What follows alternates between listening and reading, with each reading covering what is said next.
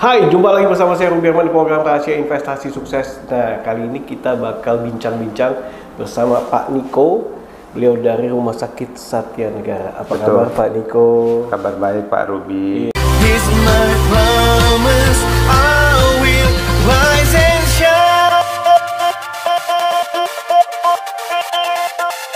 Hai teman-teman, selamat datang di YouTube channel Ruby Herman. Sebelum kita nonton, jangan lupa untuk subscribe ya, karena subscribe itu gratis. Yuk kita nonton sama-sama. Terima kasih.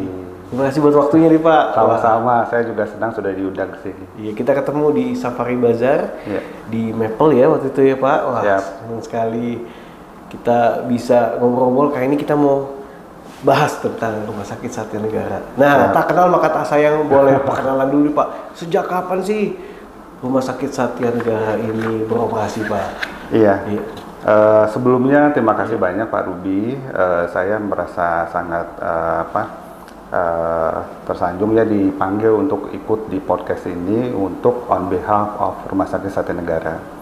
Jadi kalau kita bicara Rumah Sakit Satya Negara, lokasinya ada di Sunter, Jakarta Utara. Kemudian juga kalau kita rentang waktu operasional itu udah hampir 20 tahun lebih. 20 tahun lagi? Iya, karena dulunya sempat rumah sakitnya bukan nama Satya Negara, tapi Rumah Sakit Sunter Agung. Gitu ya. Jadi kalau lokasinya itu pastinya di Jakarta Utara. Kemudian kalau kita bicara itu adalah jalur yang memang sering dilintasin orang menuju ke arah Kelapa Gading, dari arah Kemayoran gitu ya. Jadi lumayan ramai. Strategis ya Pak? Betul, strategis gitu. Iya. Nah sekarang udah lebih tadi 20 tahun ya. Nah apa aja sih Pak yang menjadi pelayanan dari Rumah Sakit Satya Negara ini? Melayani apa aja nih Pak? Iya. Nama Satya Negara sendiri sebetulnya itu diambil dari salah satu nama, salah satu yang ditokohkan oleh kami, yaitu Profesor Satya Negara. Beliau adalah dokter spesialis untuk dalam bidang syaraf gitu ya, dan dulunya adalah penasehat kepresidenan gitu. Jadi sebetulnya kalau kita bicara soal kompetensi, kami cukup bangga bahwa nama besar beliau dan juga sederetan dokter-dokter spesialis kami itu selama ini cukup membantu masyarakat akan kebutuhan layanan kesehatan gitu. Tapi fokusnya memang di bidang bedah syaraf, kemudian juga kami juga trauma center. Jadi kalau ada kasus-kasus misalnya terjadi kecelakaan kerja atau misalnya ada yang harus diperbaiki dalam hal misalnya pain management, misalnya terkait dengan ortopedi atau apa, rumah sakit kami mungkin banyak dirujuk oleh para pasien kita gitu, untuk datang berobat. Gitu. Iya. Nah, memang fokusnya tadi ya syaraf, kemudian trauma center, ya. Dan juga banyak spesialisasi yang lain. Kalau izin saya sebutkan boleh, ya Pak. Boleh Pak, iya boleh. Kita ada spesialis bedah saraf, kemudian spesialis urologi, kemudian spesialis bedah umum, kemudian spesialis digestif, kemudian spesialis bedah ortopedi, kemudian spesialis bedah toraks kardiovaskuler, kemudian bedah vaskuler, bedah mulut, bedah anak, spesialis syaraf, penyakit dalam, jantung, paru, ini agak banyak ya, sorry. Saya nggak apa satu-satu. THT, gizi, mata, kulit dan kelamin, jiwa, rehabilitasi medik. Nah, yang untuk rehabilitasi medik ini pasien fisioterapi kami banyak juga yang berobat di kita gitu ya. Kemudian juga ada kebidanan dan kandungan, terapi wicara, kemudian ada dokter umum tentunya dan juga dokter gigi. Termasuk lengkap semua ya Pak ya? So far layanannya cukup komprehensif. Jadi kalau misalnya memang ada pasien yang membutuhkan baik itu latar belakang dari umum, pribadi, kemudian juga asuransi, kemudian juga pasien perusahaan, itu banyak yang sudah datang ke kita. Karena saya kebetulan juga di Departemen Marketing bersama tim seluruhnya itu kami menggarap untuk kerjasama dengan asuransi, kemudian juga dengan perusahaan, kemudian dengan komunitas. Ya, karena kenapa di bisnis kesehatan atau bisnis rumah sakit ada satu fungsi kami yang sifatnya itu harus memberikan edukasi kepada masyarakat. Itu ada nama PKRS yang promosi kesehatan rumah sakit. Jadi periodik kami datang ke komunitas, ke warga segala macam. Kadang kita terlibat dalam aktivitas mereka seperti kesehatan, senam lansia atau apa. Kita juga memberikan masukan ke mereka, misalnya bagaimana menjaga pola hidup yang sehat. Kemudian kalau kasus-kasus ternyata butuh pengobatan, alurnya seperti apa, kita juga jelaskan. Oh. Gitu. Jadi pas dong Pak, dengan kayak gini juga jadi sosialisasi juga nih Pak. Betul, makanya saya sangat terbantu sekali, saya diundang sama Bapak itu, aduh alhamdulillah gitu. Oke Pak, mungkin buat corporate nih Pak, mungkin boleh disosialisasi apa aja nih Pak? Untuk sosialisasinya, mungkin contohnya ya bentuknya Pak. Kalau kami dengan corporate atau perusahaan, biasanya itu kita koordinasinya sama bagian HR gitu ya. Karena kaitannya mereka kadang memberikan kepada kami itu limpahan untuk MCU atau medical check up. Jadi kalau misalnya ada Human Resources Department, mereka sedang proses rekrutmen. Mereka itu limpahkan MCU-nya ke kita untuk karyawan baru, atau secara kalender tahunan misalnya ada compensation dan benefit dari perusahaan untuk karyawannya memelihara atau mengecek kesehatan mereka, itu pun ada dilakukan dan juga melayani untuk yang direksi atau misalnya level manager ke atas. Iya. Gitu. Nah, sifatnya udah berlangsung cukup lama. Jadi kalau misalnya kita boleh sharing, daerah Sunter itu perusahaan-perusahaan besar seperti Astra. Kemudian ada beberapa hotel di sana pun sudah menjadi klien kami gitu ya. Kemudian juga seperti Susu juga gitu, itu salah satu klien kami. Kemudian ada juga yang dari Travel Bureau, itu grupnya Pak CT, itu yang dari di daerah dekat Pecenongan, itu juga salah satu klien kami. Jadi mereka tuh rutin kasih bukannya limpahan pasien ya, tapi mereka ada butuh untuk cek medical check up-nya, kemudian kami yang ditunjuk. Gitu. Itu ya, itu kalau lebih ke corporate perusahaan ya Pak. Iya, tapi memang pas sejalan ya. Iya, tapi ada juga yang kita misalnya kami datang ke mereka, kita tanya, Pak, Ibu, misalnya dalam 1 bulan itu biasa kalau ada internal gathering, biasanya dengan karyawan atau misalnya dengan manajemen, misalnya kita bisa featuring untuk talk show tentang kesehatan. Jadi kami bawa dokter. Atau misalnya mereka ada event untuk outdoor atau misalnya lagi ada kegiatan apa yang butuh support untuk ambulan atau tenaga medis. Sepanjang misalnya mereka bersurat ke kita, kemudian kita cek jadwal kita, karena kadang memang yang minta agak banyak. Jadi kalau misalnya jadwalnya memungkinkan gitu ya, kemudian tenaga kesehatan kita ada, kita akan support. Karena gini, prioritas kami akan prioritaskan pelayanan di rumah sakit dulu, kemudian nanti pada saat support dari pihak ketiga minta dari kami, kita akan tindak lanjuti segera gitu. Gitu. Tapi ketenagaan di rumah sakit kami pastikan harus cukup dulu. Betul, karena keselamatan pasien nomor 1 dulu. Gitu. Oke, itu corporate Pak. Kalau komunitas Pak, tadi kan Bapak juga. Komunitas itu saya sama tim ada anak saya sebut namanya ya, Alvaro. Jadi saya sama Alvaro dan tim teman-teman yang lain juga kalau berkunjung misalnya kadang ke komunitas keagamaan. Jadi di daerah Sunter, Kelapa Gading itu kan juga ada beberapa pemeluk agama Hindu, pemeluk agama Nasrani atau apa gitu ya, agama apapun kami nggak beda-bedakan. Jadi contohnya kemarin, ini kan hari Senin ya, kemarin itu Minggu kita ada mini MCU di daerah Kemayoran di gereja, untuk Jumat gereja. Gitu, jadi lumayan pesertanya dan kita yang mensupport. Sempat juga kami datang ke daerah perbatasan Jakarta Timur ke Pura.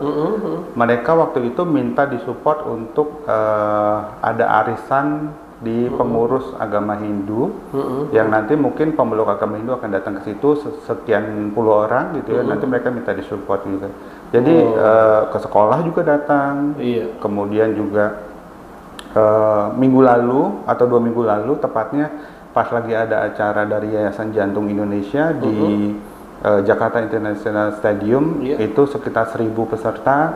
Kami juga menjadi salah satu rumah sakit yang mensupport kegiatan tersebut. Dan berbarengan di hari yang sama, kita support juga acara di Plaza Senayan untuk memperingatan World Autis Days gitu. Jadi ada komunitas yang mensupport kegiatan anak-anak berkebutuhan khususnya autisme, untuk mereka bisa tetap sehat juga. Nah, kami disupport jadi tim medisnya. Tim medisnya. Ya. Jadi kan Rumah Sakit Satya Negara dikenal. Ya, kami berusaha. Bisa seperti itu ya, Pak? Ya. 20 tahun itu kami sudah punya milestone. Iya. Tetapi sebetulnya what next-nya adalah kita kan otomatis harus elevate untuk naik lebih baik lagi. Betul. Karena kami menyadari kalau kita bicara soal misalnya infrastruktur, kami ini holding sebetulnya punya 3 brand rumah sakit, tapi dengan nama yang berbeda. Iya. Satu di kota Cilegon, satu di Sunter, satu lagi di Ciawi, lagi on proses untuk development, mungkin hampir rampung ya. Iya. Tapi kalau yang lain kan kadang sifatnya itu udah cabangnya di mana-mana banyak. Iya. Nah, kami bercita-cita suatu ketika mungkin kita bisa berkesempatan mempunyai cabang banyak juga. Iya. Tapi dengan embrio yang 3 ini kita akan usahakan memperbaiki diri terus dari waktu ke waktu menjadi lebih baik dan lebih baik lagi. Yes. Tidak kami pungkiri sepanjang perjalanannya banyak, misalnya ada beberapa hal yang masukkan ke kita untuk introspeksi, memperbaiki layanan segala macam. Tapi itu kami jadikan sebagai kami masih disayang sama masyarakat, karena seperti halnya hubungan romantisme gitu ya, kalau sudah tidak ada marah, kalau sudah tidak ada tegur sapa gitu, artinya kita udah nggak peduli. Cuek. Nah, ya betul, tapi otomatis kita harus tekan di level angka yang sehat. Makanya kalau di rumah sakit biasanya ada indikator mutu. Pelayanan itu misalnya ada certain levels of complaint gitu ya, atau certain levels of comments atau apa gitu. Karena kita harus bedakan komplain sama komen gitu ya. Kalau komen kan misalnya ya cuma komentar aja, tapi kalau komplain berarti ada sesuatu yang kita harus lebih dalami. Iya, gitu. Kecewaan atau apa gitu ya. Kami jadikan itu proses sebagai anggaplah vitamin ya, gitu ya, untuk kita terus memperbaiki diri. Setuju, betul. Lebih baik lagi. Wow, mantep Pak. Nah, dengan banyaknya aktivitas-aktivitas tadi kan menunjang makin banyak orang yang tahu ya Pak ya. Kayak saya tahu nih lagi di bazar kan Pak. Nah, pastinya juga kita nih banyak bazar, nanti kita bisa undang ya Pak ya. Mungkin bisa mulai juga nih talk show dan lain-lainnya di acara bazar itu. Waktu itu nggak sempat talk show Pak ya waktu di bazar itu ya? Belum sempat. Karena udah banyak yang nanya ya Pak ya. Saya banyak yang nanya tuh ya. Iya. Mungkin kami agendakan pada saat kesempatan yang akan datang. Kalau kami diperbolehkan lagi sama tim Bapak, terutama oleh Bapak, kita pengen ikutan lagi. Boleh dong Pak. Oke. Nah Pak. Kalau jam operasional pasti 24 jam rata-rata Pak ya? Iya. Itu pasti setiap hari 24 jam ya Pak. Gitu. Dan juga pasti ada IGD dan dokter jaga dan lain-lain pasti ya Pak? Ada. Jadi kalau misalnya kasus-kasus emergency, itu biasanya memang gate atau pintu entrance pertama itu via IGD. Tapi nanti di IGD itu akan didiagnosa apakah itu benar-benar misalnya emergency yang harus ditindaklanjuti, atau misalnya false emergency yang misalnya bisa ditangani segera, atau misalnya nanti bisa pasien bisa pulang. Nah di situ dokter-dokter kami yang di IGD itu dia akan melakukan pendalaman lebih lanjut. Makanya sebetulnya di IGD itu kan kalau kita lihat di triasenya di ruangan itu, kalau Bapak pernah ke IGD misalnya di rumah sakit, ada lantai yang dikasih sekat warna merah, kuning, hijau. Nah itu tuh untuk skala kegawat daruratan. Jadi kalau misalnya semakin ke arah merah gitu ya, merah itu berarti emergency yang memang harus ditangani segera gitu, dan kemungkinan nanti akan dirujuk ke rawat inap. Tapi kalau misalnya hijau itu masih bisa ditangani di situ. Kemungkinan besar juga dia dianggap tidak mengancam jiwa gitu, nanti mungkin pasien boleh pulang atau gimana. Jadi pintunya memang dari emergency. Kalau untuk yang sifatnya dadakan gitu ya, gawat darurat emergency gitu. Tapi kalau misalnya memang masuknya lewat poli biasa gitu ya, mendaftar seperti biasa, atau dia mau ketemu dokter untuk kontrol atau apa, itu memang lewat yang depan. Lewat depan. Seperti itu.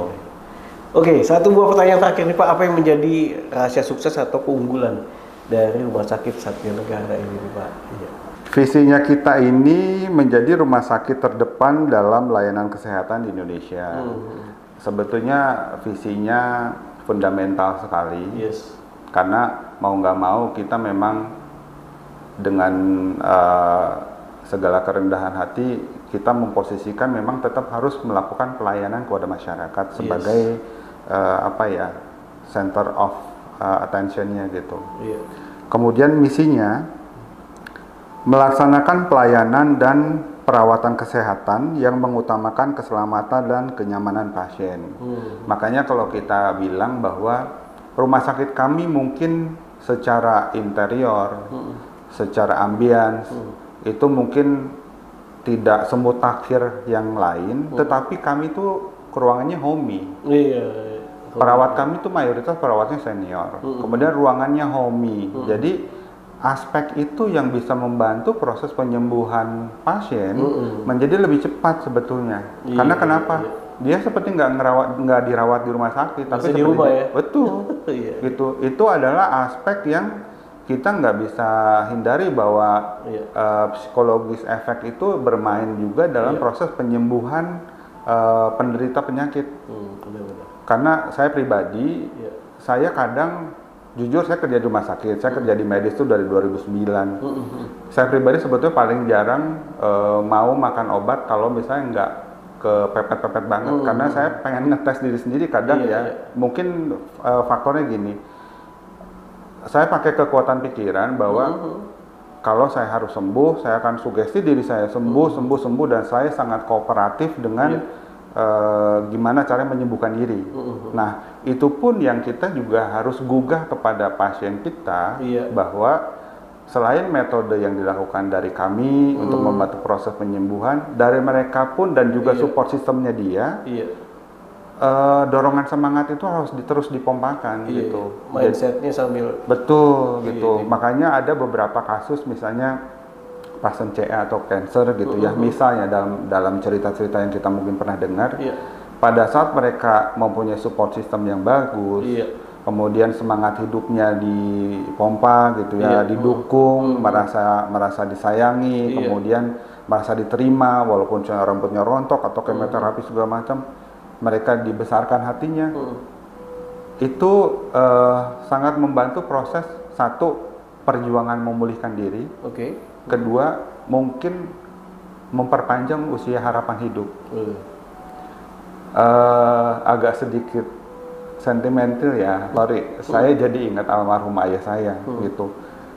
Dulu pada saat bapak misalnya divonis kanker paru stadium 3 mau ke 4 gitu, itu kan telat ya. Karena itu dia merasa bahwa dirinya itu sangat sehat. Dia tentara, kemudian jago tembak, kemudian misalnya olahraga apapun bisa gitu ya. Tapi memang dia perokok berat sih. Jadi divonis kankernya udah ini, akhirnya bertahan mungkin harusnya katanya 6 bulan lagi, hitung-hitungan katanya. Tapi kan memang sih hidup itu kan rahasia Tuhan ya, ajal kapan datang. Dengan support system dari kita, kemudian dibesarkan hatinya, 1,5 tahun bertahan, tapi ujungnya memang pulang gitu. Tapi kami sudah berusaha semaksimal mungkin, nothing tulus lah, udah mencoba sebisanya gitu. Nah, kemudian visi yang selanjutnya adalah melayani dengan tulus dan sepenuh hati, kemudian didukung kemampuan tim medis yang berkualitas. Yang tadi saya bilang, komposisi dokter kita itu beragam. Kemudian juga peralatan yang optimal sesuai dengan kebutuhan serta tingkat profesional yang tinggi di segala bidang. Jadi kalau kita bicara soal misalnya alat medis, kami itu dulu sempat menjadi salah satu pionir untuk laser urologi, di bidang urologi gitu ya. Jadi dulu kami menjadi salah satu yang memang salah satu rujukan untuk pembedahan prostat dan batu saluran kemih dengan alat yang dulu kami miliki gitu ya. Jadi kalau dihitung misalnya secara statistik pasien kita yang butuh layanan itu tuh udah banyak gitu. Banyak ya. Ada beberapa yang memang juga kalangan public figure, ada juga apa, tapi memang kerahasiaan pasien kan kita jaga. Pasti ya. dong, jaga. Wajib kita jaga. Wajib harus itu, privacy. Pak, thank you so much Pak Niko udah sharing tentang Rumah Sakit Satya Negara. Buat teman-teman yang penasaran nanti bisa datang langsung atau saya nanti taruh alamatnya di description. Siap. Thank you Pak Niko, sukses selalu. Sama-sama. Menyehatkan Iya. bangsa Indonesia. Iya. Yes. Oke teman-teman, sampai jumpa di next episode. Saya Ruby Herman. Bye bye.